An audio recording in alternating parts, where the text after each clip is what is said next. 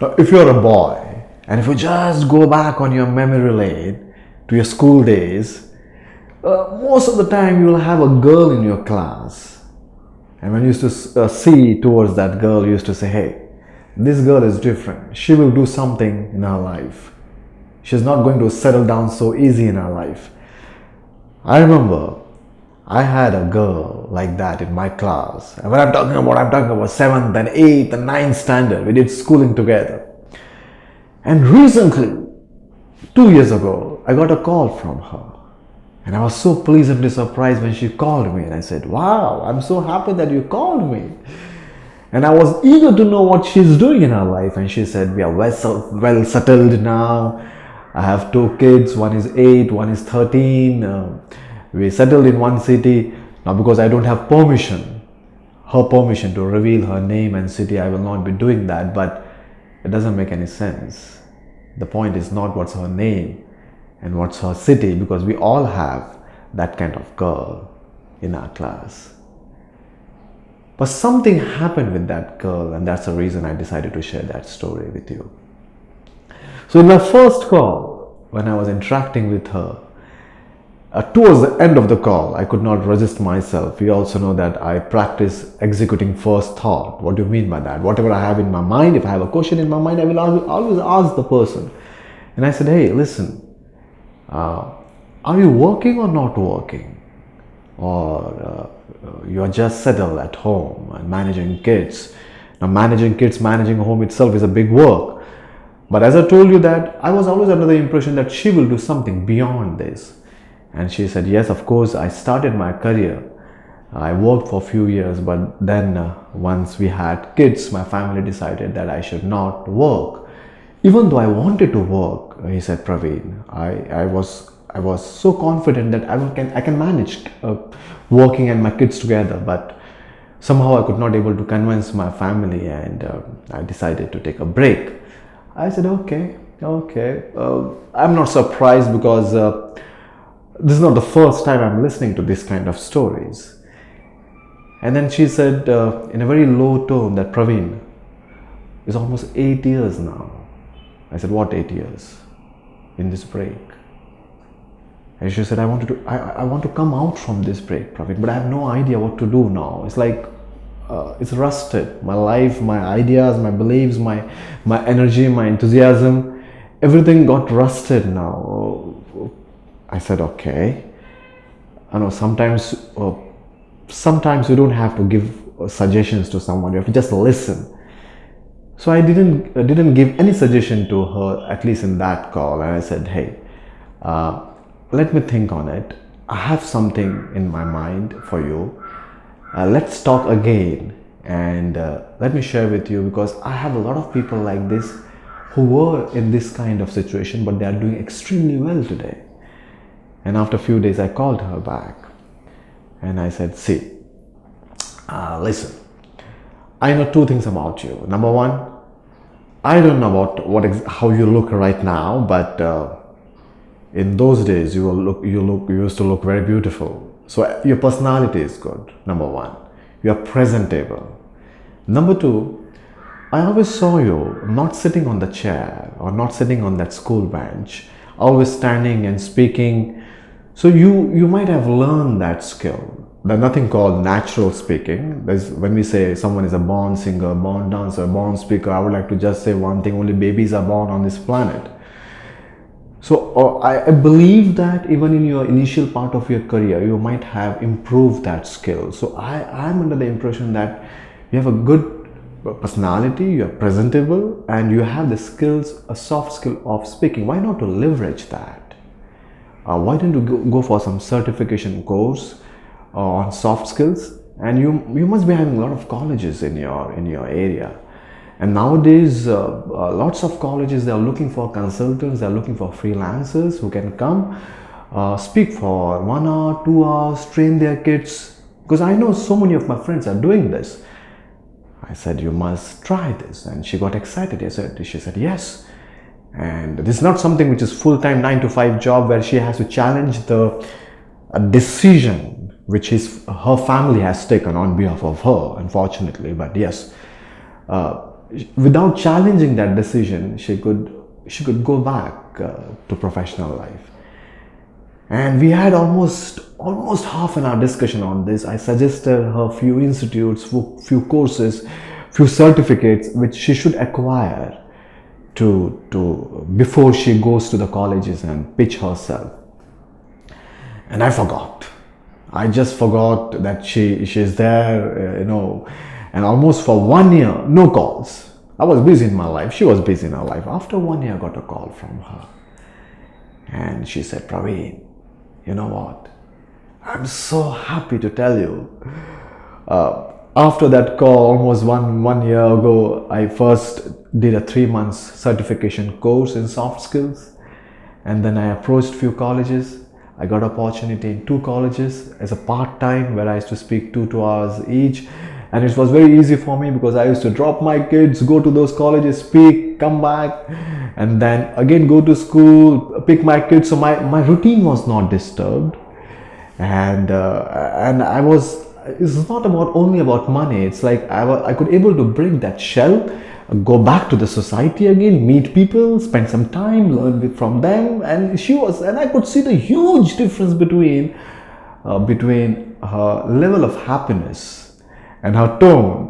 Right? Words have no meaning. It's like words.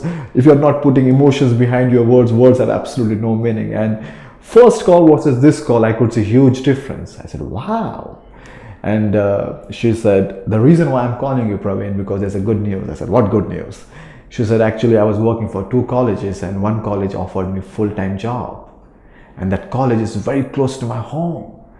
And again, I can easily manage my home and work together, no problem. I said, congratulations. And she said, that's not the actual reason to call you, Praveen. I said, okay. Now what is the actual reason of calling me? She said, how to take this further? I want to take this to the next level. I knew. I told you that there are some people, when you see them, you feel that, hey, they want to do something beyond their capacity or something which normally people don't do. And I was so happy. I said, okay, I can teach you, or I can tell you, I can share with you what I have done with my life. Even I had stories, I have values, and now you have a story, you have a skill. Now, if you are standing right now, you might be standing in front of 40-50 people in your college, but we are so happy and we are so fortunate that we are living in the world where we have social media. Why don't you leverage social media? Why don't you make videos on your soft skills? Her niche was importance of communication for students, especially employability or how to crack interviews. That's for her niche. I said, there's so many kids outside your college. Make some videos and let the world learn from you. And she got excited. She said, yes, sounds great. And I explained her fundamentals of making videos, how to post on Facebook, basics.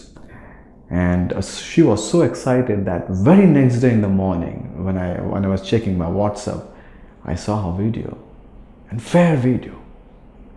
I wish I could have had permission from her to share that video with you, but unfortunately I don't have that permission. But fair video. My first video was far pathetic, and her was far better, 100 times better than my first video. And I said, wow. Please post that video. Don't wait. Don't be a perfect. Just be present. Many people they just try to be perfect and then they make first video 10 times. Don't try to do that. If you have done your first video, just post it. And then I got busy in my life. Just few days ago, and that's the reason I'm sharing with you. I was under the impression now she is making video because I explained her how to make a campaign and everything. What is the importance of consistency in social media if you're making videos. Few days ago, when I was just going through my timeline on Facebook, I saw her post, a normal post where she has checked in somewhere. And I said, okay. Then I remember, hey, wait a minute. She might have posted a lot of videos, huh? and I went on her timeline. There was no video, not even a single video, not even that first video, where on the WhatsApp she said, yes, I'm posting it right now on my Facebook.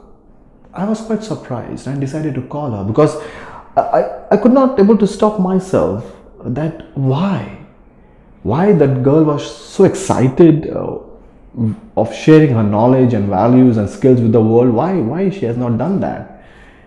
And when I called her, she cut my phone and she said, Praveen, I will call you back. Because I actually WhatsApp her first, hey, why there are no videos on your timeline? And then I called her, and she cut the call because maybe she was not in the position to answer that question. And she called me and she said this, that day when she posted that video, within 3 hours she had to delete that video, because when she posted and she shared that video with her husband, she got a call from her husband that, hey, why you are posting videos on Facebook? Facebook is not for that. What if someone will say something bad about that video, and you are not looking good also in that video? The talk which you have given could have been far better. If someone makes some bad comments, what parents will think. And in the evening they had a discussion along with their grandfather, or father-in-law, mother-in-law, and husband sitting together. And in that meeting, I would say, it's a meeting only, because family will not behave like this. In that meeting they decided that she will never post video on social media. Why? Because she is the girl from that family, and girls from that family have to take care of the respect of the family. And if someone is posting a video, if someone is writing, if she is posting a video and someone is giving some wrong comments, that's insult for the family, is it? I was just listening to this. I was not in the position to tell her that, hey, challenge your beliefs and challenge your family, because end of the day I have no rights to interfere in her life. She needs stability in her family. I said, okay, I didn't say anything to her.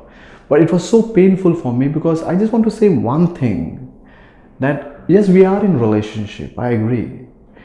And I want to say this to those people who are in superior, they consider themselves superior in relationship, like father, like mother-in-law, father-in-law, or husband, that at the end of the day we are an individual first. Yes, we are in relationship, but we are an individual first. And just because you consider yourself superior in relationship, that doesn't mean that you have a license to kill the dreams of others. Every individual has a dream. Every individual has beliefs. We have to respect those dreams. We have to respect those beliefs. Don't kill the dreams and beliefs of other people, no matter who you are in that relationship. This is Praveen signing out until we meet again with a new story.